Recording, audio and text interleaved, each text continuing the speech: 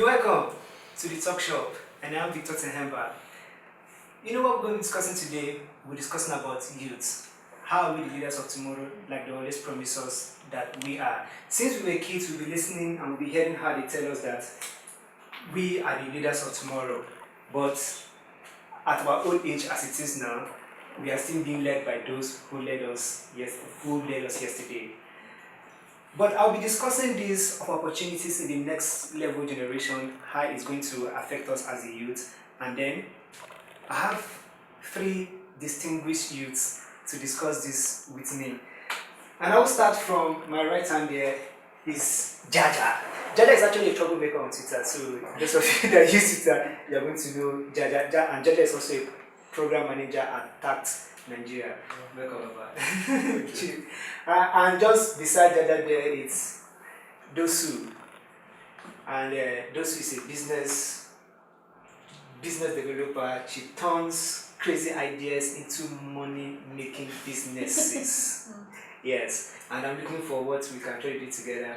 Dosu, you're welcome. Thank you very much. Yeah, and just beside Jaja is my mother Edie. I call her my mother Edie. She's a lawyer, and she runs Raising New Voices, where they actually sponsor young people,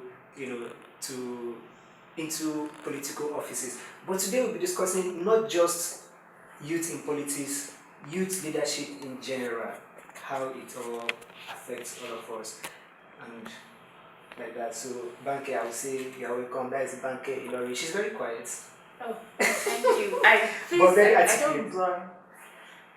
There's a board, so I just work as the next director. Yeah, so that means you run the day-to-day affairs. It's such a strong word. It's such a strong word. But it's fine. I just Okay. get to put it I don't think I'll get into argument with you because as a lawyer, you're going to floor me. Yes, that's correct. So today, let's look at youth. Youth in position of leadership, right?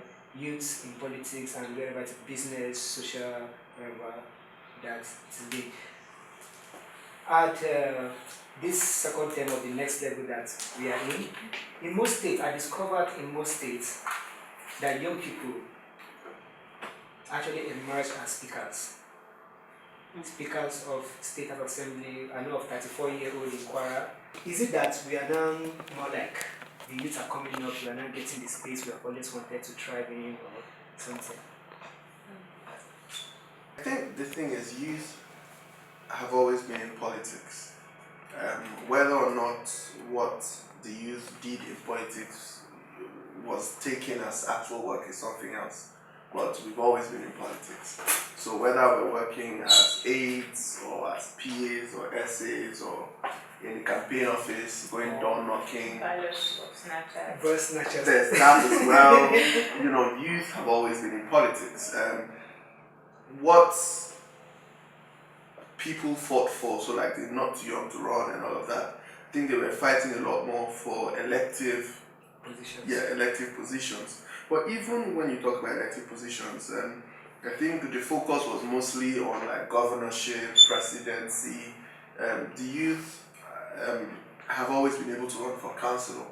Councillors. Yeah, for instance. So you can run for councillorship, you can run for local government chairman, your state house of assembly, you can do something there. So we've always been around. So there's nothing new in this age and time. However, this does not belittle the achievements of the young people who have just been sworn in as speakers of their respective houses of assembly. I congratulate them, and as they should know, they are pointers. So yeah, exactly. So yeah, there's that as well. Okay. As a follow-up to what Jaja said, I think that what young people have always been around, in politics, we've seen young people thrive in other aspects of the economy, we've seen young people do well in technology, in fashion, in entertainment, in business, virtually all the spheres of Nigerian existence. But what we are now looking at is the transition into meaningful participation, as we put it, not just being the people at the background or ballot box snatchers or engaging in electoral violence, but actually coming to the forefront and now begin to occupy, leadership positions. And that is because, of course, we are the majority. 60% of Nigerians are young people, are less than 35. So that means that we need to begin to engage in the space in a more productive manner, as the decision makers, because eventually, if you're the aide or whatever you are, if you place the piper dictates the tune, So what we're now seeing now, I know that following the passage of the Not Too Young to Run, the constitutional amendments called Not Too Young to Run, we saw a record number of young people coming out to say that they want to run for office. And we also saw quite a number of them winning the seats, although unfortunately that is spread across the genders, unfortunately so. But I mean, it's a good start, and we're optimistic that subsequently in the forthcoming, the next elections, more young people will participate actively. We had the Not Too Young to Run bill, and we saw young people coming out to contest. We had a record number of young people coming out to contest. If we are trying to evaluate the purpose of the Not Too Young to Run and what it's achieved, we will say it achieved its purpose. Did young people really win? Did they really win? Yes, like, did the Not Too Young to Run bill really conquer, outside the fact that it allowed young people from 25 and 30 to contest? Did they achieve that? I think it was not too young to run, not too young to win. They just needed to run. Yeah, and apart from that, the bill it's just 1 year, barely a year. Okay, it's already a year, so Okay. I think that the work is not even for 2019. It did serve 2019, but it's for like subsequent years. Yeah. So it's too early to begin to say. And of course, like we said, this is since 1999. This is the first time we'll have a lot of young people participate in the process. So that's a plus, and that's a good place to start. Subsequently, we'll see more young people engage in the process. So I think that the only purpose it served for me personally was the age thing, because, like she said, I don't think now is the time, because even the young people that have come out to run with this bill, using age as a factor to not run before and are now running, I think most of them did it or are doing it based on greed, for me, because I think that these people do not even know what it is to serve, which is the purpose of running. They want to run, but do they want to serve? So for me, I just think that this bill, all it did was, like she said, set a premise. Yeah, people have come out now, but we hope that in 4 years' time, the idea behind the bill, which is to actually get young people to serve and not just to be caught up in the whole euphoria of, oh, I'm young and I can run, I will go and take my own share, and because those ahead of me took their own share. I hope that changes. I hope that with this bill that people get to see that instead. I'll give you an example. A guy came to my office early this year. When I was in the bank, I was a banker before, and when I was in the bank, he kept telling me how he was looking for a job, and I couldn't help him. So I left banking and I moved into my own private practice. And he came to my office. He called me out of the blue one day earlier in this year, and he said he wanted to see me. He came over to my office. Guess what? He said he wants to run for office, for House of Assembly in his state. We're from the same state. He wants to run. This is somebody who hasn't had a job for at least 5 years. Do you understand what I'm saying? And then you come out and then you want to run. There's a whole lot in it. That's why I loved it when you talked about politics and leadership, because a lot of these young people, again, just want to become leaders without having led anybody. I have a problem with people, especially young people who haven't worked under other people before. I don't think it's something to pride yourself with. when you say that I haven't worked for anybody, I've been an entrepreneur, or I've been a business person since I was 16 years old. For me, that says a lot that I don't know. So can you work in the outer world? Would you be able to take other people's criticisms? You know, these are things that young people are lacking.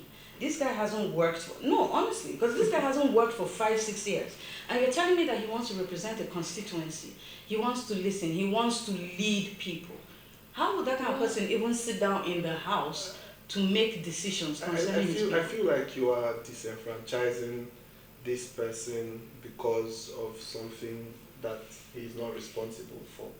So the unemployment in the country, as at the last time I checked, there were about 20.9 million unemployed people. Yeah. And he's probably just one of them, you know, and not his fault at all. Of course. And so someone like him who has struggled to get a job for so long and not succeeded at it would go to the House of Assembly. I don't know if he won. Did he win? I don't think so. Okay. No, You know, but so there's such a person would go to the House of Assembly, I should think, and propose bills that will reduce help the unemployment. economy. Yes, economic but growth. what I'm trying to say, in fact, let's forget about that. What the narrative I'm trying to drive here is this: don't look at it as your last resort. Do you understand? Because you haven't had a job for some time doesn't mean that you should enter politics. I don't know if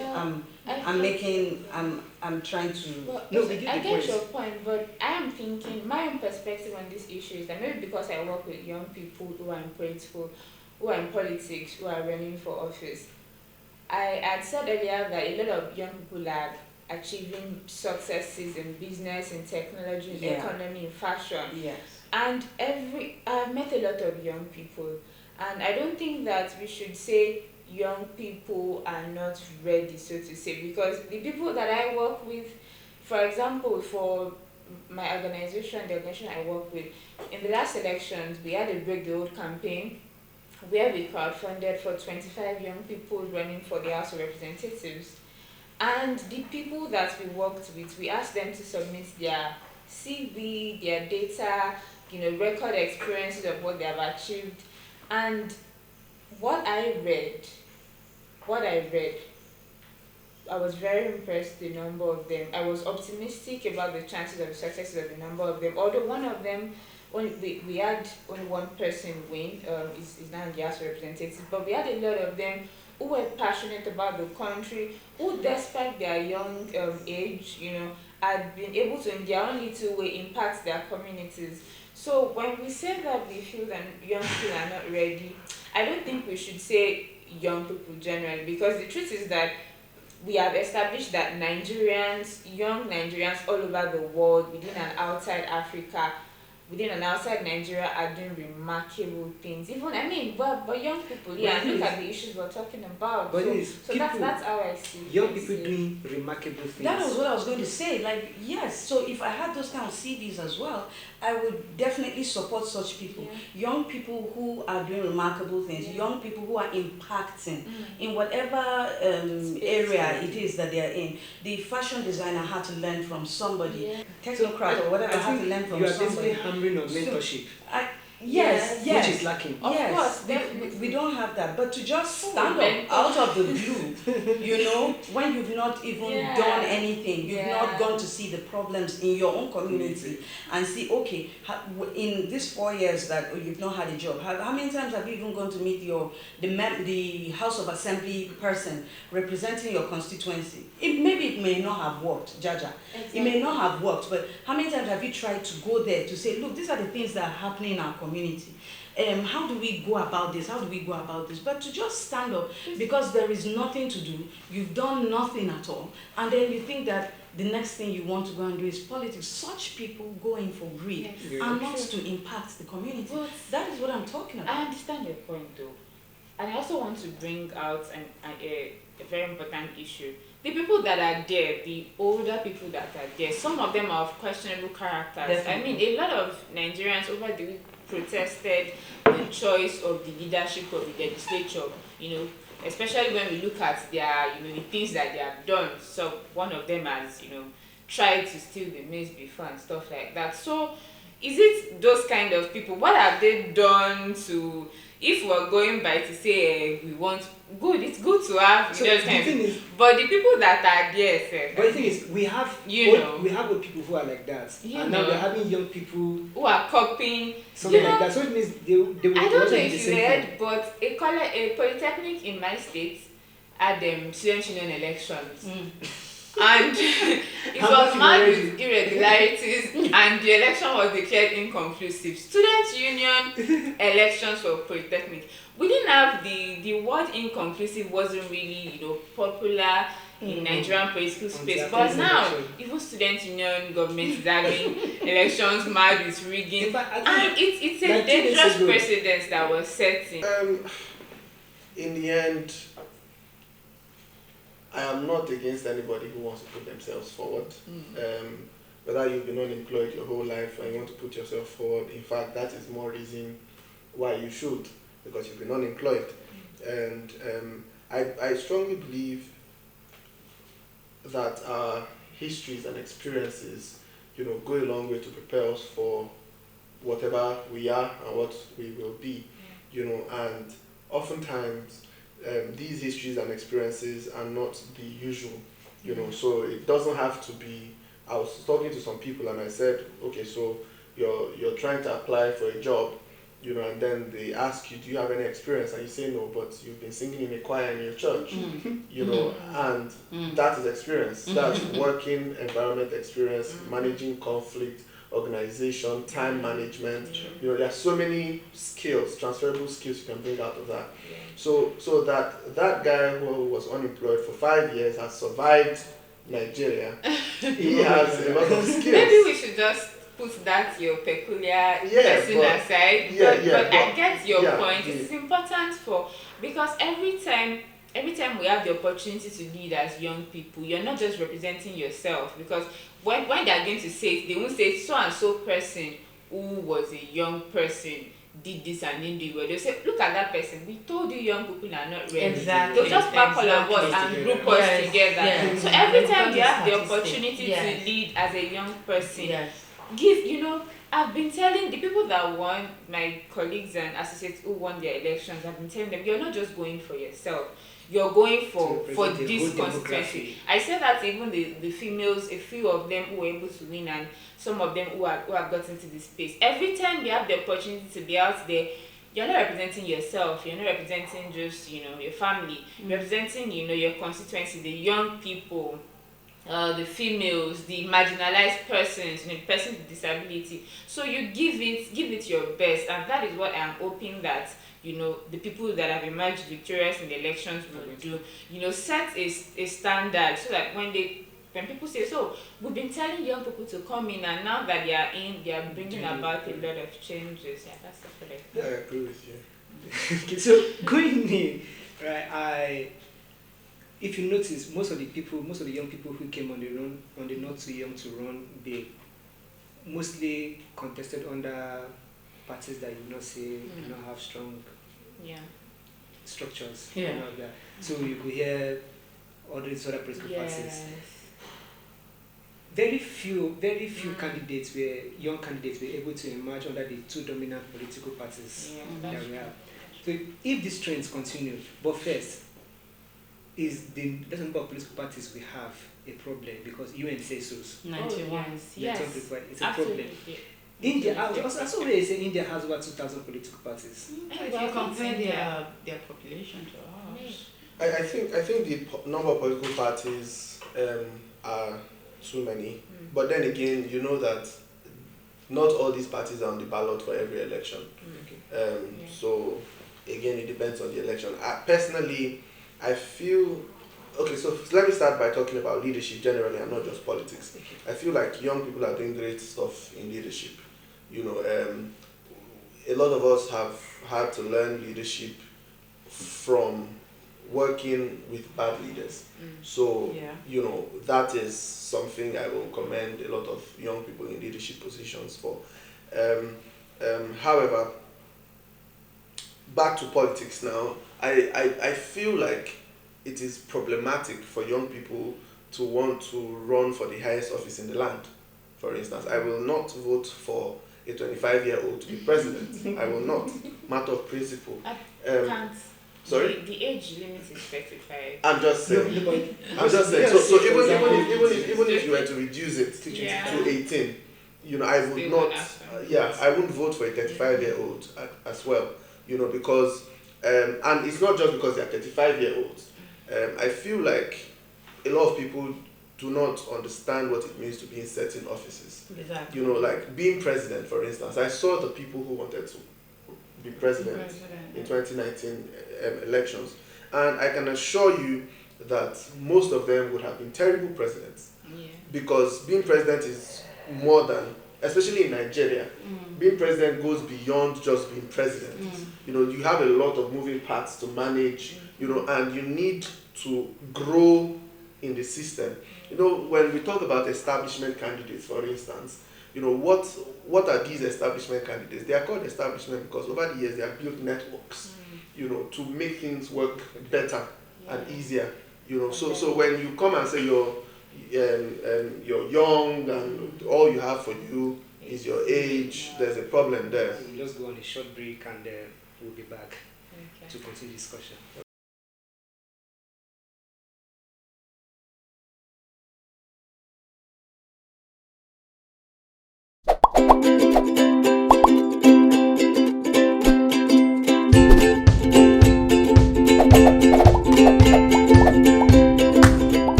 You're welcome back to the talk shop, and I'm still Victor Tehemba, and I still have my young people here, and the discussion continues.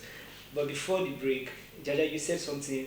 I know you were saying something, bankable. Sorry, but I don't want to come back to Jaja. You said something about established candidates that they have built a lot of networks and all of that. So, is that why you would not support a young candidate who you think or who you know has the abilities, the capacity, but because you feel he does not have those networks that makes things work for him, so you cannot support him?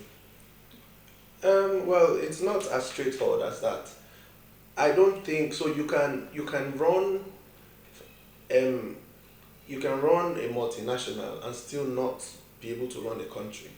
These things are different, Yeah. So I think it was Sanusi who said something about being a president. It's easier to be CBN governor. That's a corporate entity. The mandate is clear. Than being a president where you're managing all these people with different expectations, cultures, and everything. So I personally will not want anyone who has not been in a similar situation. So for me to think you're worthy to be president, you should have held, maybe you should have been governor, or you should have been something similar. You can't just say, I manage an online newspaper outfit, therefore I should be president. So that's what was that one of the reasons why you were actually supporting Atiku? Yes, so I supported Atiku. He has been vice president before, so he, more than anyone else, apart from the incumbent, should understand what it means to actually be president. So yeah. So, but in a case where we don't have anyone who has been president before, who hasn't been to that, almost to that level before, what do we then do? I feel like I'm looking at not just Nigeria now, but all over the world. I am a small party person, if I can put it that way. I'm not really a fan of the establishment, and this is the sentiment I feel a lot of people, young people all over the world, are getting discontent with structures, discontent with it. I mean, even in countries like the US, for example, we're seeing new people come into the space. So what I think is that maybe young people shouldn't go straight to the presidency. Maybe they should do more of House of Rep, House of Assembly, and get the necessary experience. But the ones that actually went for things like governor, House of Reps, House of Assembly, Senate, did they do well? Well, I mean, if you look at their How many of votes, them did well? if you look at their votes, usually in Nigeria, people just look at the person who won.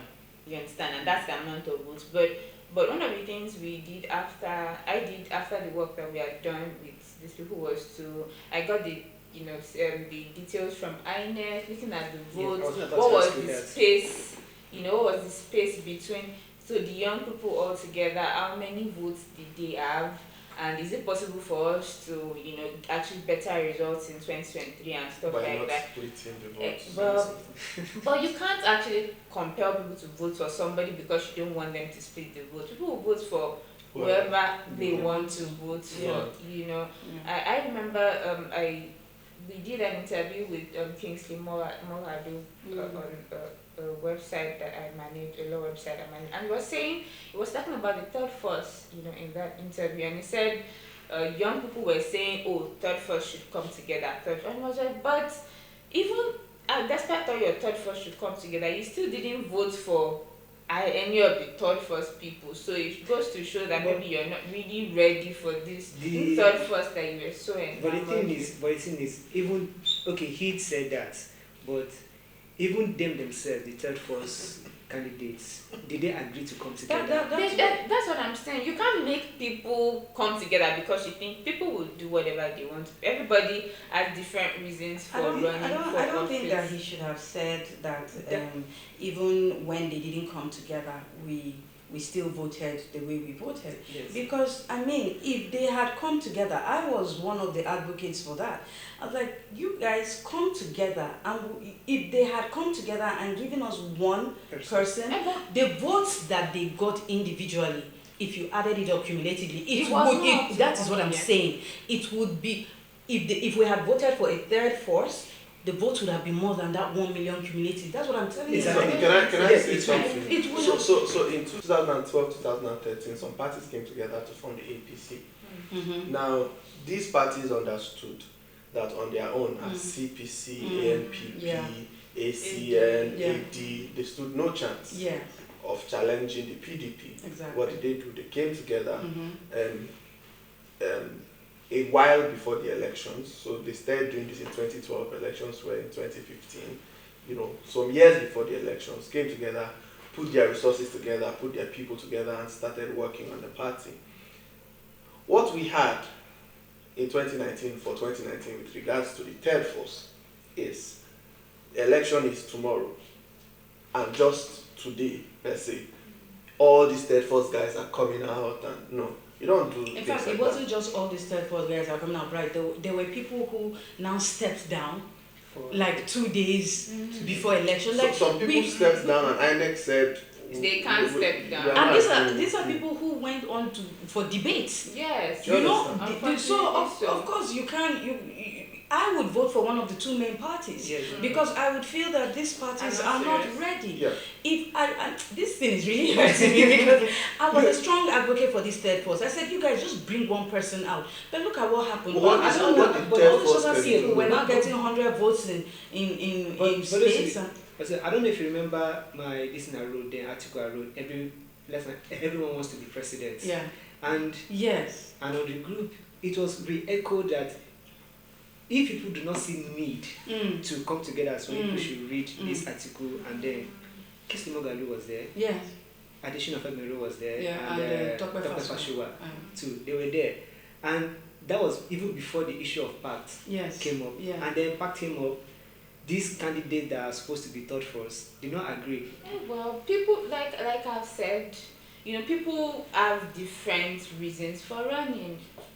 That's the truth, because for the masses, they think that when you lose an election, that's all. Some people would, get some benefits from that, appointment, get to be paid off, don't have to go to court. Those are the issues. So some people are not necessarily, I'm not saying any of them wasn't running to win, but they are not just in presidency now, House of Reps, House of Assembly. Some people are running maybe for media coverage, for publicity for their businesses. There are a lot of angles. So we're the ones who think that, oh, this person just wants to be. The person knows maybe I can't be governor, maybe I'm preparing my way for 2023 and stuff like that. Let me add that we're now in 2019 and elections are going to be, inshallah, 2023.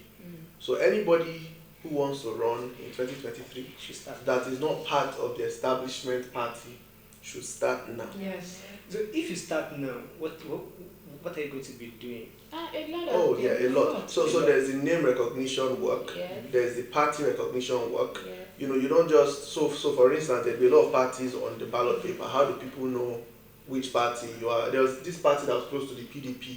He came third. Yes. He came third Because- simply because his logo looked like PDP Yeah. and proximity to PDP, initials like PDP. Mm. You know, so these are things you need to start doing. People need to. So someone said, until you're such a candidate that a husband can break up with his wife for saying she will not support you, you know, so there's that work to do to sell that vision. You know, you don't just wait on, and people will wait until 2022 Yeah, well, and then say they want to run and then say people are not voting I for think them. a lot of people don't understand. A lot of people want to, run for office, don't understand the election cycle. So it's not just the election cycle is what you do pre, during, and post the elections. There are things for you to do, and I think what boils down to knowledge and understanding these things. A lot of people just think that, oh, I want to run and that's all there is to it. The establishment parties understand all these things. So they are in the news, they are in the media day in, day out, whether it's for drama, internal drama, or for something actually serious. So there's work that you can do pre-election, according to electoral cycle. There's work to be done pre the elections, during the election, and post-election. Yep. Yeah. So basically, for you to begin to contest now, you have to take about 4 years in preparation. Definitely. Or more. Definitely. For instance, I have intentions of running in the next 15 years. 15. At least 15, 20 years. Yeah. You know, and what am I doing? I have started now. Yeah. I've started to wear the clothes. A lot of You us know, have started. Do you now. understand? Yeah. So I won't wait until then. Definitely. All right. I wish we had so much time to continue this conversation, but I'm sure that we're going to be back here another time to continue this conversation. There's a lot more to talk. There are a lot more we need to say, need to enlighten people.